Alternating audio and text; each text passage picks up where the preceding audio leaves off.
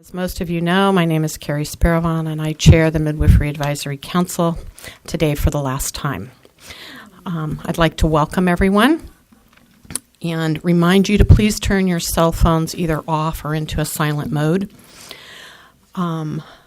We are not webcasting, correct? Okay, so we're videotaping it today, and then that will be available online at a later time. If you'd like to provide public comment, it's helpful if you'll fill out a speaker slip in the back and give it to Ms. Baldo. Ms. Baldo, could you raise your hand so everybody knows where you are? There she is.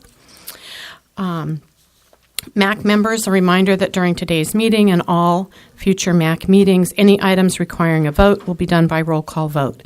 This means that once a motion is made and seconded, Ms. Sewell will call each of our names individually to request your vote, at which time you can vote in favor, against, or abstain. Are there any questions regarding this? All right, I'm going to call this meeting to order. Ms. Sewell, will you call the roll, please?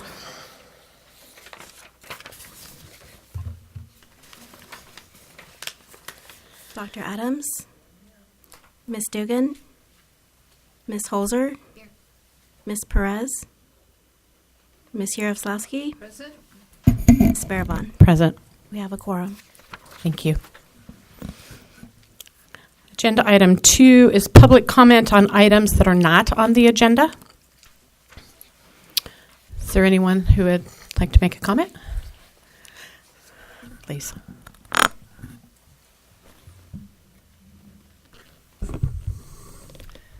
Hi, Rosanna Davis, President of California Association of Licensed Midwives.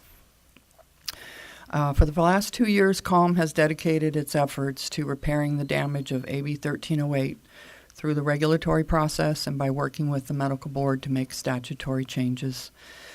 That damage being the result of medical profession associations with inherent conflicts pushing for statutory changes in the Midwifery Practice Act, which undermine years of work to put patient autonomy and safety above professional turf battles. CALM's goal is to make those repairs in the law with a bill that would give regulatory authority to the profession of licensed midwives via their own board, implement the CPSP bill, facilitate birth center licensure, and protect patient access to safe care by putting reasonable scope of practice back into regulations where they belong. With time being so short this legislative season, we were unable to secure an author for 2018. The short time frame was the result of being asked to play by the rules, requiring us to wait for ACOG and CMA to come to the table, which they refused to do at the last minute, leaving us to scramble. CALM has consistently acted in good faith even when our opponents are playing by the hidden rules reserved for those with money and power. Midwives were not invited to the table for the introduction of AB 1308. We didn't even know about it until it had been introduced. Midwives were barely present at the table in the final days of the negotiations. At that time, our standard of care that protected patient autonomy was gutted and patient rights were virtually eliminated. The loss of maternal rights and access to midwifery care for so many women was a high price to pay for the removal of physician supervision. I respectfully ask that members of the Midwifery Advisory Council, the medical board staff, the medical board, members of the medical board, and members of the public to focus on what we can do together with the midwives and the families we serve to support a bill that would repair what AB 1308 gutted. Full access to safe, legal, professional midwifery care in the state of California. Thank you. Thank you. I just want to note that the council cannot discuss or take action on any matter raised during this public comment period, since they're not included in the agenda, except to decide whether to place a matter on the agenda for a future meeting. Thank you for that update. Is there anyone else with comments on items not on the agenda?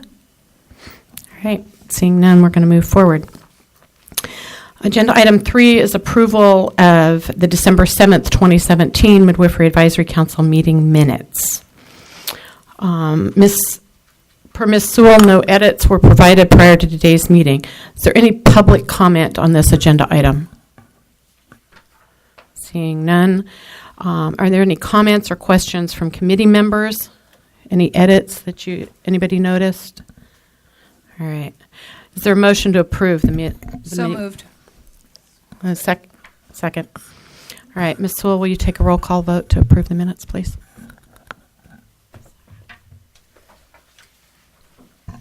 Dr. Adams? Ms. Holzer? Approve. Ms. Yaroslavsky? Approve. Ms. Sparavant? Approve. Thank you. Motion carries. Update on midwifery legislation. Ms. Simoes.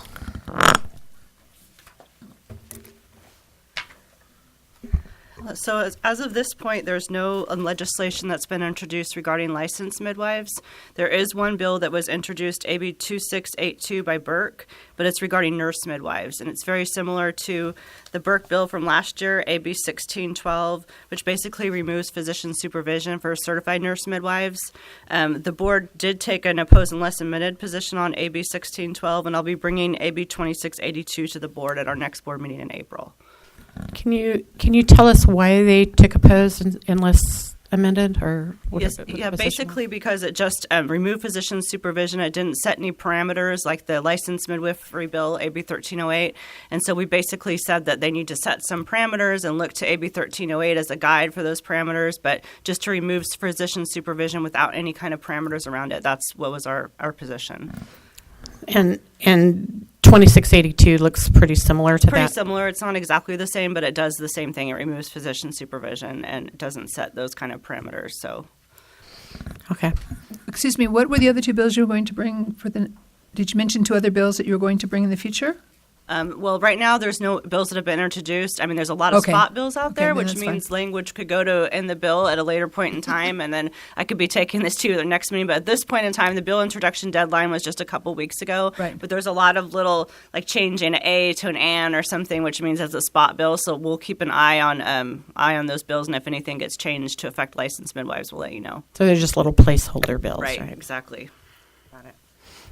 Any comments from the audience? Any other comments from the MAC? All right, seeing none, we're going to move forward. Update on the midwifery task force, Ms. Simoes. This is going to be a fast one because the midwifery task force hasn't met since the last MAC meeting, so there's really no update to provide. Can you tell us anything about what? It seems like at the last meeting we were told that there were going to be some stuff going on at the legislature, some interested parties meetings that they were going to hold. Do you know what happened with that? Right, that they have not happened yet, and I'm not sure that they're going to. I know Sarah Mason was planning on being here, but she's actually out of the office, and so I don't think she realized it was the same date. So, as far as I know, right now they're kind of in a holding pattern. I don't think that the parties can really agree to even get to step one. So, to kind of agree on a basis for that interested parties meeting, and so that's kind of where we are at this point in time. Okay. Is there public comment? I've been in close communication with Sarah Mason, and those stakeholder meetings are not happening. We were all ready, the midwives were ready to do it, but not the other stakeholders. Thank you. Is there any comments from the MAC on this item? Any other comments from the audience? Great. All right. Update on the continuing regulatory efforts required by AB 1308. Ms. Webb, please. Well, I am sorry to report that we have not been able to move forward with the regulations for the same reason why those stakeholder meetings are not happening, and that is we can't reach a consensus between midwives and CMA and ACOG on defining a pre-existing maternal disease or condition likely to affect the pregnancy and significant disease arising from the pregnancy. So the big holdup is VBAC, but I'm sure digging in there are probably other issues that would come up too. Thank you. Is there any public comment on this agenda item? Any comment from the MAC? All right. moving right along. Ms. Almeida is going to give us an update on the Licensed Midwife Annual Report Task Force. Thank you. Can you hear me okay? Okay. As a reminder, the reporting period for licensed midwives to submit their licensed midwife annual report with the Office of Statewide Health Planning and Development opened January 1st, 2018, and will close March 30th. Staff encourages licensed midwives to report in a timely way to ensure accurate statistical information for the 2017 reporting year and no delays in a licensed renewal. At the December 2017 MAC meeting, the proposed changes recommended by the LMAR Task Force, along with additional recommendations addressed at the meeting, was approved by the MAC. Staff is working on a paper version of the revisions to be reviewed by the LMAR Task Force by the end of March and presented to the full board for final approval at the April quarterly board meeting. Staff met with OSHPD to discuss the changes and timelines of the project. The board appreciates OSHPD's support in this project and looks forward to the collaboration to ensure that this project is complete and ready to implement for collection of the 2018 data. That concludes my report. Are there any questions? I don't have any. Any from the MAC? No, thank you. Any public comment on this agenda item? No. Thank you for reminding all of the licensed midwives that it's time to submit your data. Just a reminder one more time that if you don't submit your data in a timely way, your data doesn't get included in the compilation of our statistics. So it's really, really, really important that people get their reports in by the end of this month. Thank you. So the opportunity is still out there for people to put their materials on paper and get them to the staff here Yes. by the end of March? Well, yeah, there's an online form for them to do. The consequence of not doing it on time is you don't get included in the state statistics, and B, you don't get to renew your license until you do it, and you're going to have to do it by paper if you don't do it by the end of the month, and that's a headache for everybody. So please get it in now. So I can assume that all opportunities for outreach of communications, opportunities to get everybody that has not turned it in as of today can be reached out to or not? Well, Is that I've already possible? gotten a paper reminder from the board and an email reminder from the board and an email reminder from CALM. No, I'm assuming the board has done what they can do. Are there organizations that can? Well, CALM could send out another reminder, I suppose. I'm sure they would. Okay, thank you. Yeah. All right. Any other comments on this item? All right.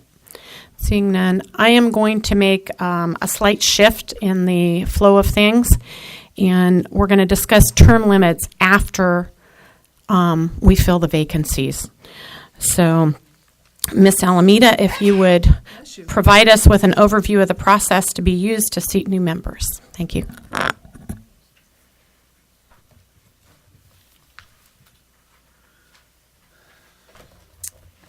Okay, so in January of 2017, staff sent notice to midwives, subscribers on the board's subscriber alert list, and posted the information on our website to announce that the board had 2 vacancies, 1 licensed midwife and 1 public member.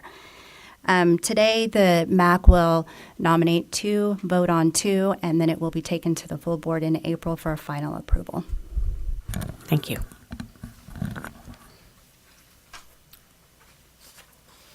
Anybody have any questions? All right, go for it. Okay, so first we're going to look at the applications for the licensed midwife vacancy. We received 7 applications. If there is any applicant that is here that would like to come before the MAC and give a brief statement, overview of why they are interested in the position, they can do so now. Ms. Ehrlich? Nope. Go ahead. Can I do this on behalf of a licensed midwife that's not here? She's ill, and so she sent a statement for me to read. Sure. Have a seat and just let us know who you are and go ahead and read the statement. My My name is Cynthia Hoover, and I'm a board member with CAM. So good afternoon to the members of the board and all who are attending today's meeting. Please accept my apology for not being able to attend today. I am on day 2 of the stomach flu and would not wish this upon my worst enemy. It is my hope that my statement today is accepted in my absence for consideration of the open seat on the MAC board. I am a licensed midwife with a birth center in Thousand Oaks, California. I attend peer review that is made up of 22 midwives that serve on the Ventura County community. Part of our meetings are spent discussing present laws and regulations and what is being proposed. We have all agreed that we lack a lot of knowledge when it comes to our laws and regulations, and many of us feel very removed from the medical board that governs us. My interest in being part of the Midwifery Advisory Council is to better understand the laws that govern communities of midwives. My interest in being part of the Midwifery Advisory Council is to better understand the laws that govern us and to help bridge the gap between the communities of midwives and the members of the medical board. For many midwives, the medical board is not an agency that is familiar, nor is it viewed as a supportive source to rely on when we frequently experience the difficulties of practicing in a field that is dominated by unwelcoming and prejudiced hospital support staff. In being part of the MAC board, attending meetings, and becoming directly familiar with the happenings of our profession, I anticipate being better informed as well as sharing this information directly with my community. I also bring a wealth of firsthand experiences and information on what our community midwives are dealing with and what would be a benefit to better serving our patients, which increases safe practice and compliance with our laws. Thank you for your consideration. Robin Poole, LM, CPM. Thank you. Ms. Ehrlich?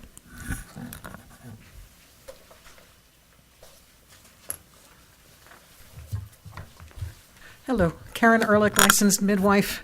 I was one of the charter members of this council and served for 9 years. I therefore do have an enormous vested interest in its well-being and that it functions to improve excellent care of midwives for the communities. That said, I believe that there are some excellent applicants, and I am going to withdraw my application in preference for some of the younger and newer blood to come onto the council. Thank you. Thank you, Karen.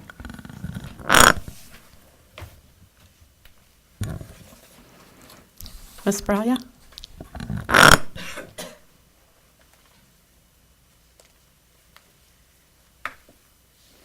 I'm Claudia Bralia. I have been in California since 2000. I was the president of the California Association of Midwives for 2 terms and was the representative to the medical board and then the Midwifery Advisory Council once that was developed. I worked on the initial licensed midwifery Elmar and annual report. So I am now the executive director of California's only accredited midwifery school, and I feel like I have even more stake now in being a part of governing midwives in California. Thank you. Thank you. Ms. Olmsted? I'm Kelly Olmsted, and I am going to defer. I'm going to withdraw my application because I think that, especially with Carrie going off, I think somebody like Claudia would be better, a better person for this, and I will continue to apply in the future because I like to come up and withdraw my application. Thank you, Kelly. Okay, those are all the faces that I know, but is there anyone else here who submitted an application for the licensed midwife position and would like to speak to us? Okay. Not seeing anyone else. We're gonna go to nominations, and I would like to nominate Claudia Bralia. for this position. I'd like to second that nomination. Thank you. Is there any other discussion from members of the MAC? Any input from the public? Okay, can we call the roll on that one then? Sure. Dr. Adams? Ms. Yaroslawski? Support. Ms. Holzer? Support. Ms. Fairbawn? Support. Thank you. Congratulations.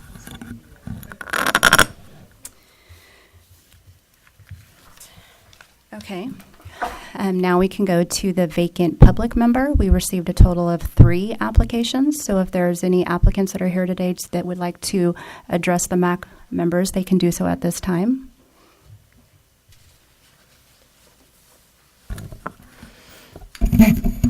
I'm happy to speak. I have found my work on the MAC to be really stimulating and appropriate as far as being a conduit between the public and the public protection, as well as the licensee and the licensed midwife, making sure that their voice is heard at the table. I have no vested interest either way, other than to make sure that what is done appropriately and with a process that's fair and equitable, and that people are able to sit at the table. So I very much have enjoyed my time on the MAC. I hope that I have brought to the table things that have been helpful to smooth whatever or to make things happen. And I would like to continue. Is there any public comment on anybody for this position? Hi, Kelly Olmstead. I'm back. I invited a client of mine who you guys have all of her information. She is an absolutely fantastic advocate for women and midwifery care, et cetera, et cetera. She didn't understand that it would have been beneficial for her to have been here today, but she did tell me this morning that her husband would take the day off anytime that she needed to come up here so that she wouldn't have a child care issue or a toddler running around. What's her name? Her name is Kendra Aramoto Maselli. Okay. That said, I think that that she would defer to having Barbara remain on and come on at a later date when there was a different shift. Okay. So I'm not withdrawing her, but I am saying that knowing her as well as I do, she would defer to having Barbara remain on. There's hers. I'd like Thank to you. nominate Barbara for the position. Second. Any public comment? Anything from any of the other members? Okay. Dr. Adams? I don't know. Is it appropriate for me to vote for myself? I don't know. Robert's rules or Brown's rules or whatever rules we're following. You can abstain. I'll abstain. Okay. Ms. Support. Holzer? Okay. Support. Okay, great. So the nominees will be presented to the full board in April for final approval, and then their first meeting will be in August. Staff will be in contact with them prior to just go over the So process. I'm hearing that there's some. You need to vote. Oh, Yes, we do. We still have the quorum of the people members present. It's okay, thank you. Otherwise, we wouldn't want to cause trouble. At least not today. No trouble. All right. So the next item on our agenda is selection of a Midwifery Advisory Council chairperson. And I have always felt that it made sense to have an LM in that position. Maybe I'm wrong, and I entertain other opinions, but I'd like to nominate Diane Holzer for that position. Do I have a second? I'll second that. Conversation about it? All right. I need somebody to take the roll, please. Public comment? Okay. Dr. Adams, I support that. Ms. Holzer, Ms. Yaroslawski. Support it. Okay, Ms. Yaroslawski, Support. Ms. Fairbawn. Support. All right. I just want to make a note that the new positions, including chair, take effect after June 30th, correct? Yeah. Okay. Yeah, that's when I'm officially done. Agenda item number 11 is for the vice chair, and I think it's appropriate, seeing as we have a short council today, and I'm going off, and there'll be a new midwife sitting here in August to pin the selection of a vice chair to the August meeting. Have any discussion about that? Anybody have a problem with any public comment? Could I have a motion to move it? So moved. Second. Second. Ms. Hill?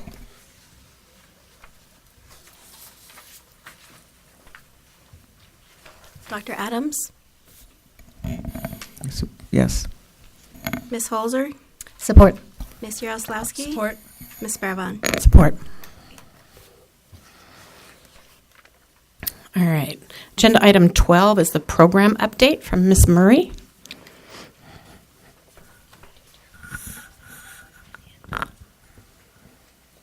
Yes.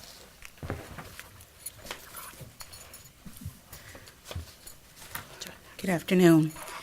In the second quarter of the fiscal year of 2017-2018, the board received 9 new applications, issued 9 new licenses, and had 389 renewed and current midwife licenses.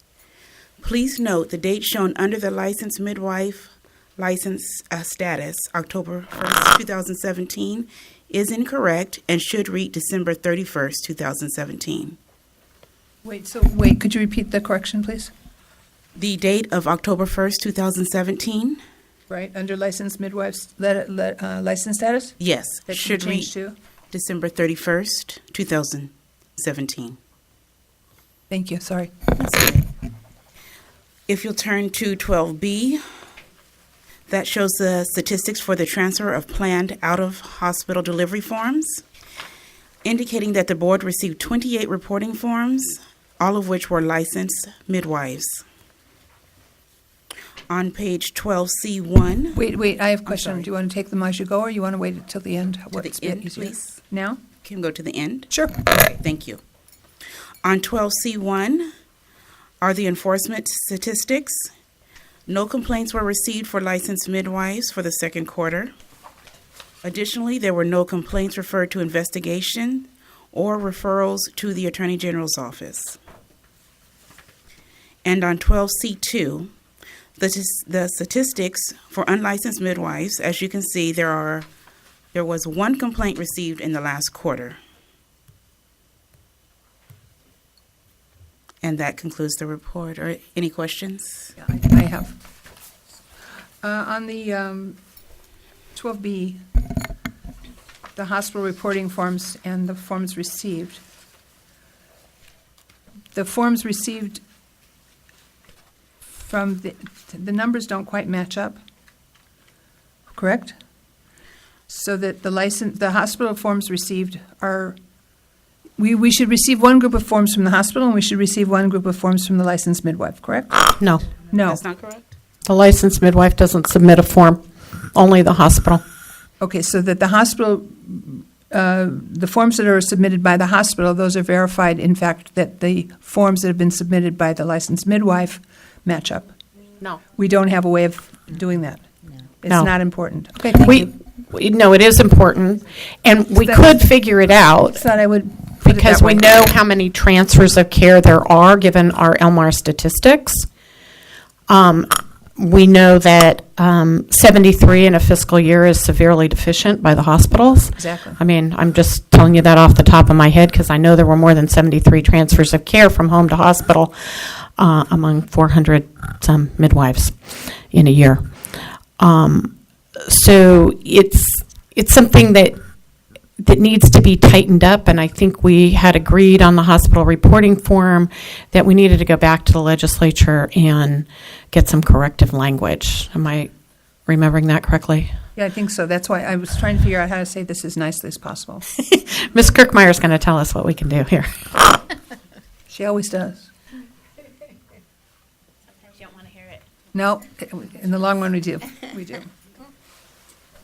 So, yeah, this is something we've talked about several times about changing that hospital transfer form, but we're doing the form as best we can based on the legislation that we currently have, the law that we currently have.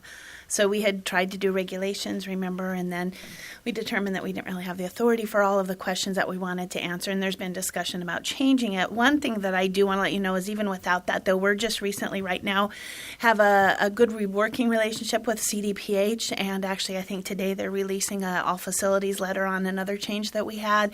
So even without that form being changed and getting it to where we want it to be, I'm going to request an all facilities letter be sent out by CDPH to the hospitals. So at least that'll put it in their forefront. Our newsletter that is actually going out hopefully next week that will be released. It has an article in there about reporting it. We worked with Ms. Sparabon to come up with a really good article to put in there about the requirements for hospital reporting. So even though the form isn't ideal with what it really should be capturing and who should be capturing it, we are going to be working to get at least the information out there to bring this number up. So the 73 is only half the year, but still, yeah. Even 216, 17, we know it's not compared to what's been seen. And I would say that often we enact legislation and then later figure out that it needs to be changed. I think that's a pretty common thing. We developed the reporting tool for the LMAR, and it was only after a few years of reporting that we realized it needed to be tweaked. So things evolve. Thank you. Thank you for the clarification. Are there any other comments about the statistics? Ms. Bralia?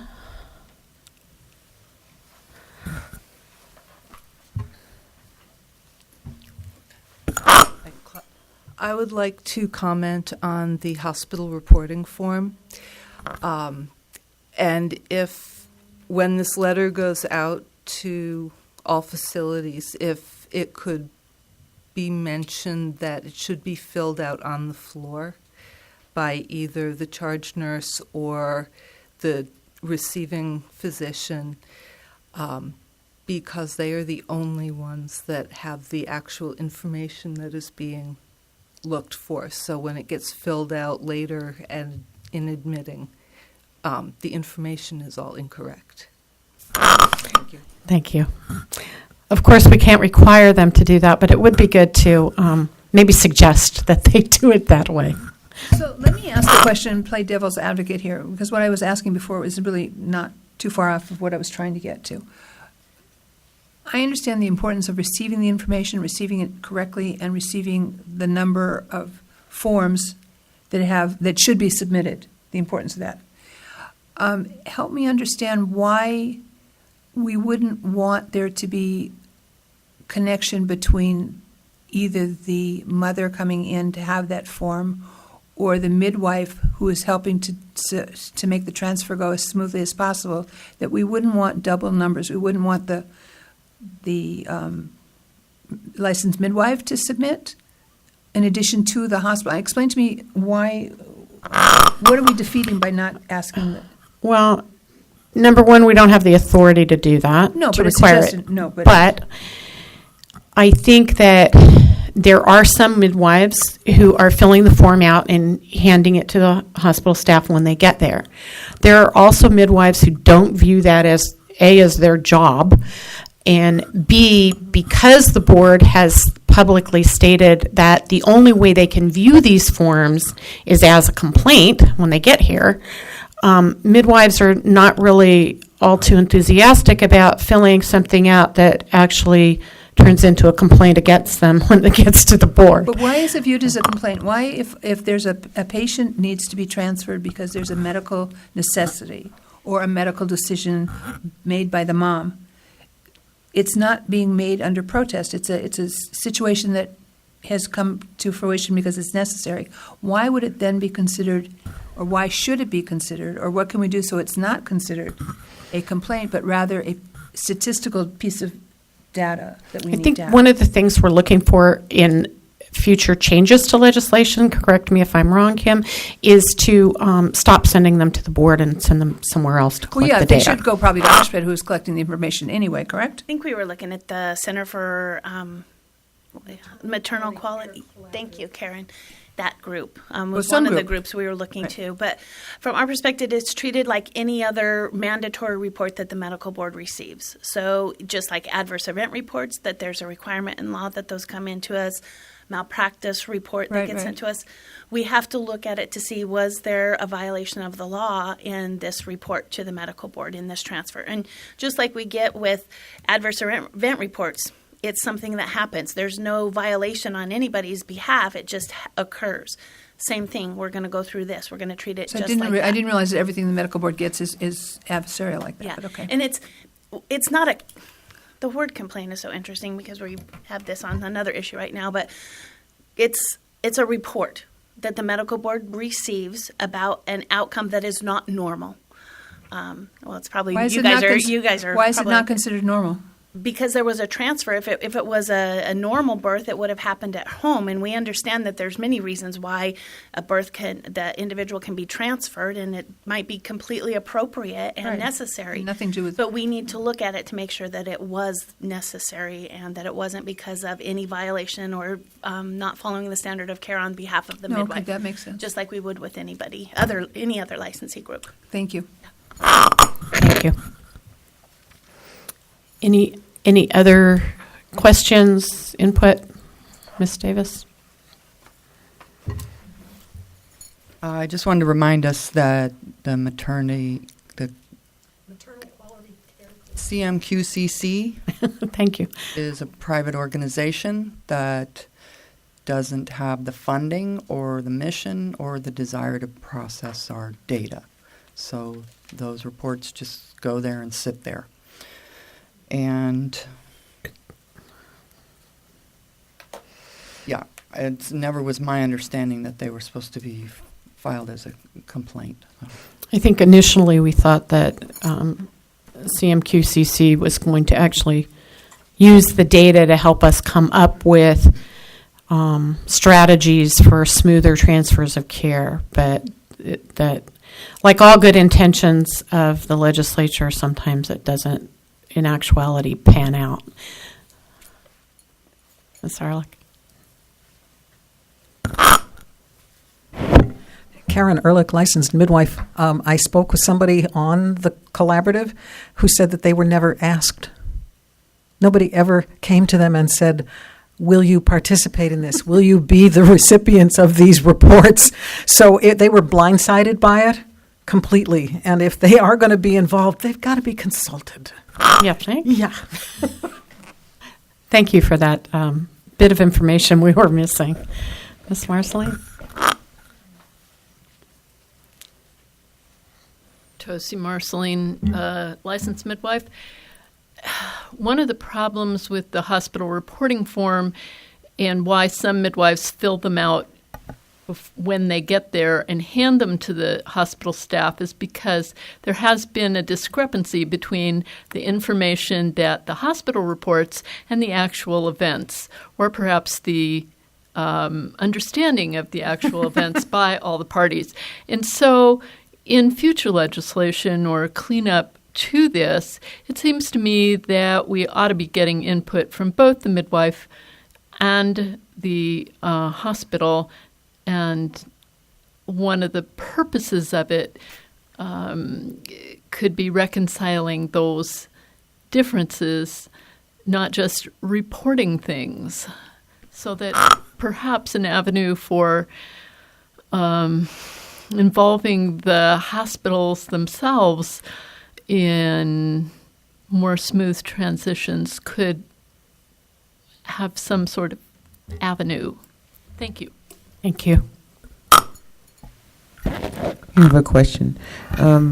If the hospital reporting forms are viewed as a complaint, I'd like to know if there, what is the mechanism for those?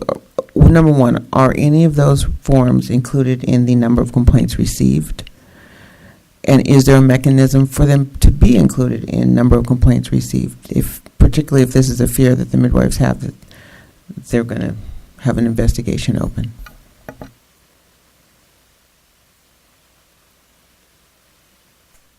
Sorry, I should have stayed up here. So no, we did when we first started reporting them out to this MAC. We did have it included in as a complaint, and it was brought to our attention. Was not the role. That was not the intention. And though we're using it because we're a consumer protection agency, and this was all written into the legislation where there was supervision was changed and was deleted. We said, okay, we understand why you don't want to count that as a complaint because it was a negative to the midwives when it really wasn't a complaint that we were receiving from consumers or from another entity. And so we changed it to where we've kept them separate. We have a category for the hospital transfer reporting form, and we have a section for normal complaints that we receive through the normal process. So can one become a complaint or would the hospital need to make a complaint? One can become an investigation and follow through for the case for disciplinary action, absolutely. But that's not reported on these statistics. It's not in here, no. It would be on the number of investigations opened, correct? Once it turns into that. On 12C. If there was a... Ms. Sparvon, I'm not sure that we're actually gathering those in that information. I'll have to go back and check because I don't want to speak out of turn.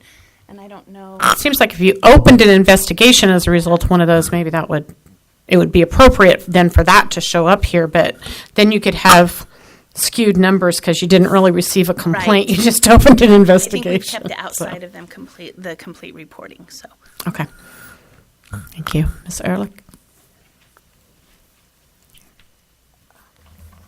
I don't remember if I've identified myself. Karen Ehrlich, licensed midwife.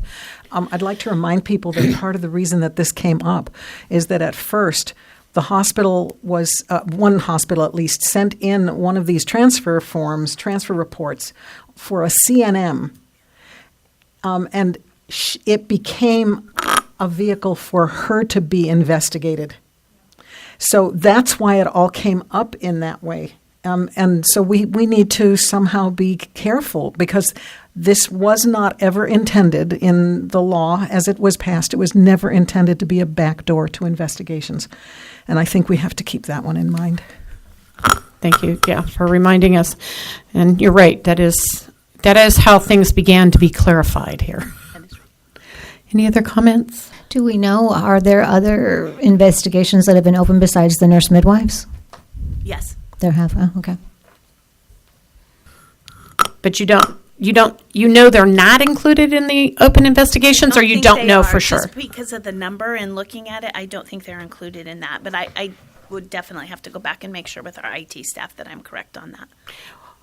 So, because I think the source that we use for the hospital reporting form, I think that's pulled out of all of our statistics. So if that's the case, then it won't be captured in investigation opened or referred to in AGs or any of the others. So that's why I'm saying that. But again, that's my The intention was always to be for information, for data information. It was Yes. never as a reporting tool. It was never ever assumed. It was never expected. It was never. I'm not really Right. sure that we really know what the original intention was because I'm sure there were a lot of meetings that different might have groups been, were but- not attended. So I think we've treated it as we should as a consumer protection agency. And if there needs to be changes with that, then the legislation needs to be done to change that. So could I request then that on the, as you report the number of forms received, could you also tell us how many of those resulted in an open investigation? Yes. Yes. Thank you. Can definitely go back and get that. And if any moves on to disciplinary action or the same thing. Yeah, just give us the same statistics that you give on the complaint Absolutely. side. Perfect. Yep. Thank you. And again, if they are included, we'll let you know that as well. But I don't think they are based on how they're gathered. Okay. Thank you. Ms. Ehrlich?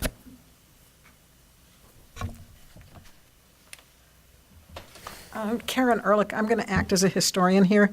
I know that when AB 1308 was being negotiated, part of the reason why the hospital report was implemented in that legislation is because some of the doctors in the state who have received transfers were extremely unhappy about how the midwives were doing their care.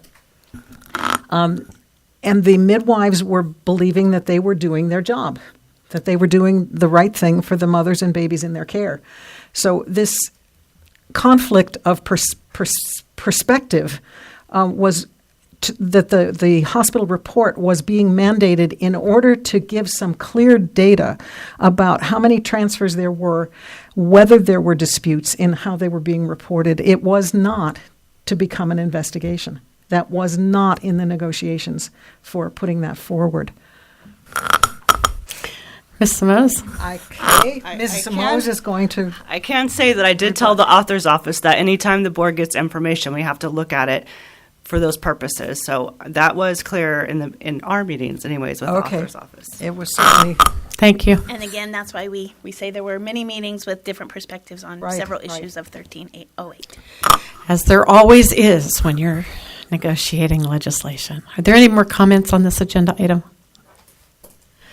All right, seeing none, we are going to go to the agenda item that I pended, which is, I think, originally agenda item number 8, discussion and possible action on Midwifery Advisory Council term limits.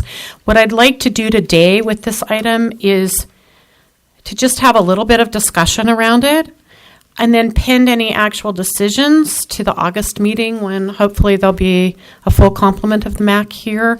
Have some more discussions. People can have a little bit of time to digest it all and then come back and think about it. I would like to ask staff for the August meeting when this is discussed again to have some background information on things like what are the term limits for the actual board and other boards maybe that have term limits so that we can be a little bit better informed. The reason I asked that this be put on the agenda is because it seems like 10, 11 years in now we are to the Midwifery Advisory Council. I think it might be a good idea to have this discussion to know, how long are people actually going to sit here without new members coming on board and giving input and those kinds of things. So saying that, anybody want to give us any comments, thoughts, ideas? I really don't have a perspective as to this board or this association as to why we would want to have term limits. My view of term limits is one of it has to fix a problem. And if there's an issue with people not being able to participate or feeling that the seat is being held by the same person over and over, year in and year out, and nobody else is getting a voice, I understand the purpose of term limits. On the other hand, term limits, just for the sake of having term limits, be it in government or in parenting or in anything we do, I think takes a toll. So unless there's a reason to have term limits, and I fully understand that if people feel that someone or they don't have a chance to have a voice at the table, that needs to be addressed. But what are we trying to fix with term limits? That would be just my 2 cents. Thank you. So that would be something for the public maybe to inform the MAC on at the next meeting. If CALM is hearing from the community of midwives that they would like to see a more rapid turnover of seats on the MAC or not, that input would be, I think, really helpful to have. I also don't have a vested view one way or the other. I think there are pluses in either direction. Historical knowledge is really important, and the understanding of how the mechanism works is also really important, and that comes with being on a committee for a while. So, Salmeda? Yeah, I just wanted to bring up that this was actually brought before the MAC in 2012. It's pretty standard for a 4-year term. But we can put this on the August agenda. We bring it back and provide a document for everyone to look at to show the history and just some averages. We also provided information in 2012 that just showed what other states are doing as well. So we can bring that back in August. Super, thank you. I'm also thinking of like the physician assistant board or committee, or I'm not exactly sure what their term limits are or if they even have them, but that might be something for us to understand as well. Any other comments? Any comment from the public on this? Nobody has any deep thoughts about it? Ms. Olmstead? I take very strongly what you just said about having some institutional knowledge. This is just a group that meets only 3 times a year, and I feel like that was my kind of panic when I saw that you were leaving and you were leaving at the same time, that there was so much institutional knowledge that was disappearing at the exact same time. I do think that the idea of having turnover and not having people on forever and ever is a good thing, but I think that there needs to be a significant thought to maintaining momentum. I mean, everything takes forever. We're talking about things where we're going to talk about deciding something in August. And so term limits, I feel like it's just way too easy for there to just be a fresh crew of faces that don't really have any remembrance of where we were trying to get. Thank you. So if we're going to have term limits, there needs to be a reason why, is what I'm hearing. And also, I think we need to hear, I think you asked for it earlier, and that is the organizations that are participatory in this, within this sphere of influence that this board has, the MAC has. It would be interesting for you to talk to your members and see if they want to participate more, how they would feel best to be involved. I mean, maybe there's an opportunity for them to be involved even if they're not sitting behind the wall. So, but it would be interesting for us to know as an advisory council as to if people really want to get involved and really want to participate, and we're not giving them that opportunity. Let's find a way for them to be able to be at the table. I think it would be great. Ms. Marceline? Tosi Marceline, licensed midwife. I just want to make a comment about the application process. I think it would be really beneficial to let people who apply for a position on the board to know that their application will be considered, almost universally, only if they're there. Because I remember when I was chosen as a MAC board member, I was the only person out of, probably 10 people who applied, and I was the only one who showed up, so I didn't feel bad about being on the board and chosen in that way. But pretty universally, I don't think we've ever chosen anybody to be on the board who didn't show up to speak, and I think that should be made known to applicants before they apply so that they aren't disappointed. Thank you. I think you're right, and perhaps there's a way we can say something about that on the actual application.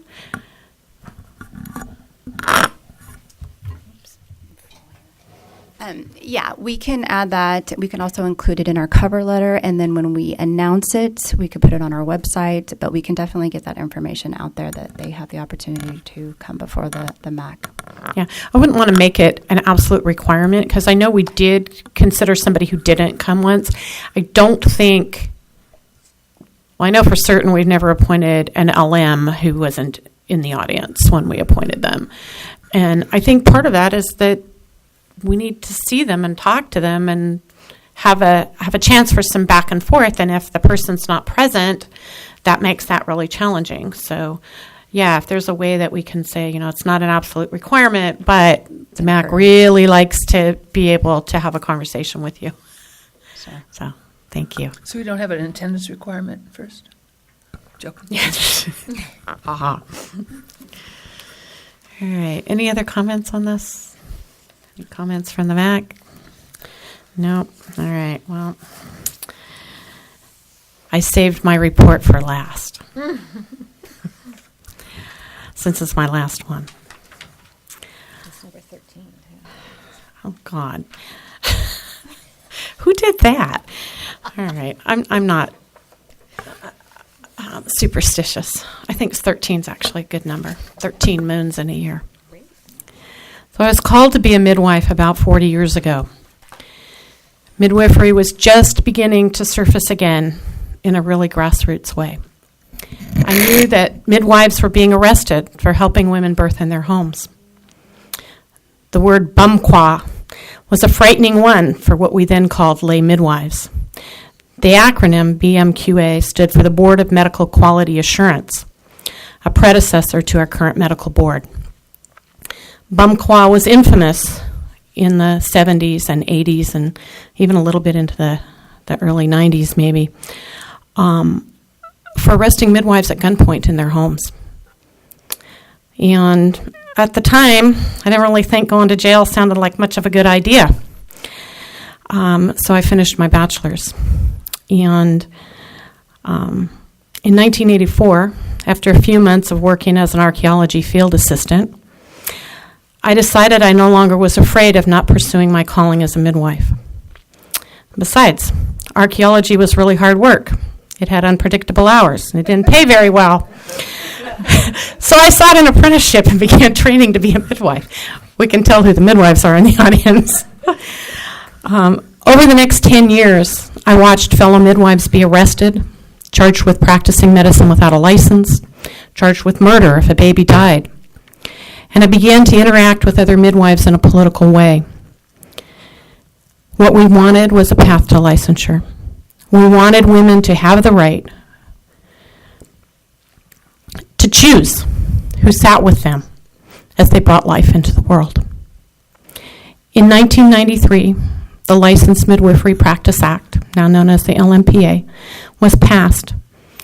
And in December of 1996, 26 of us sat the first licensing exam given in California in decades for midwives who were not nurses. Since then, we've come a really long way. We knew when the law was passed in 93 requiring us to have physician supervision that it would be a barrier, and it was. But, as most of you know, midwives are really strong women, and we didn't allow the requirement for supervision to get in the way of us caring for women who wanted our services. In 2005, the medical board adopted a collaborative work, the Licensed Midwife Standard of Care. It laid out what we needed to refer to a physician for, and most importantly, it included a clause that allowed women to refuse that care and continue care with their midwife if they were fully informed. It was a clause that was written and approved in collaboration between the medical board, the California Association of Midwives, and the American College of Obstetricians and Gynecologists, and we all considered it an important document. In 2007, this Midwifery Advisory Council was set up, and I was one of the original members. Our first task was creating the data collection tool for reporting our annual statistics. It wasn't perfect, as we all know, but collecting data on how midwives practice and what their outcomes look like has allowed those governing us to realize the overall safety of the care we provide. In 2013, due in large part to consumer pressure, our licensing law was amended to eliminate the need for us to have a physician supervisor. And we no longer have to practice outside the law for all of our work. Since 2007, our relationship with the medical board and its staff has become one more of collaboration than simply oversight. The staff has become an ally, and the board itself has realized that we are not renegades, but care providers in an imperfect system. We have reached a point where if a complaint against a midwife requires investigation, she need no longer fear that cops with guns drawn will be descending on her home. Complaints against midwives are now reviewed by fellow midwives. And if any of you out there are interested in being an expert reviewer, please apply. There's still work to be done, but we've come a long way in the 25 years since the passage of the LMPA in 1993. I am proud to have been a part of reviving midwifery in California. As I retired, I am proud of all the new midwives that are deciding this is their calling. My message to you is to never forget your roots. Never forget the early midwives who never attended a birth without the knowledge they could be arrested for helping a woman give birth. And never be slow to volunteer when you're called to further the practice of midwifery in our state, in our country, or in the world. Thank you so much for giving me the opportunity to serve all of you all this time. And I'm moving on to serving sheep now. Carrie, before, I think you deserve a hand for sure. But I want to tell you that I have been on this MAC for a long time, and I can remember the days that you spoke of as a member of the medical board, where there were different factions of midwives that you see sitting in the room here today. Whether you agree or disagree with each other, you're sitting here very calmly, very respectful, and very participatory. And I can assure you that that's not how it was when this first started. And the leadership that you've provided to us in these last many years, I want to really thank you for, and know that I've learned a tremendous amount from you. And I look forward to continuing that opportunity, because you might be leaving the MAC, but I hope you're not leaving us. Okay? Thank you. Thank you. All right. Any comments from the audience? Any more comments from the MAC on that agenda item? All right. Seeing none, we're moving forward to agenda items for the next MAC meeting, which is August 16th here in Sacramento. It's my daughter's birthday.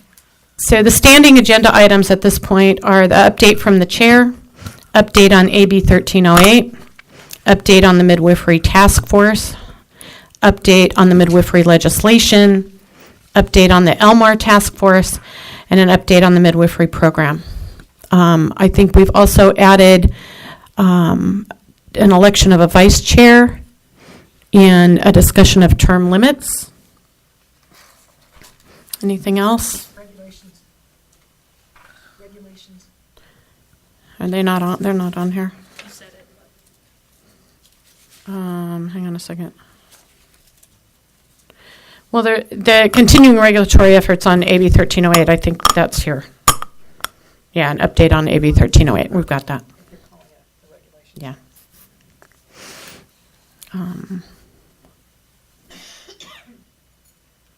Do we need an update, or should we have an update on the American River College program? Because that's a program that will eventually come before the board for approval, updates on that really can only be provided in the section on information, not on the agenda. No, okay. Yeah.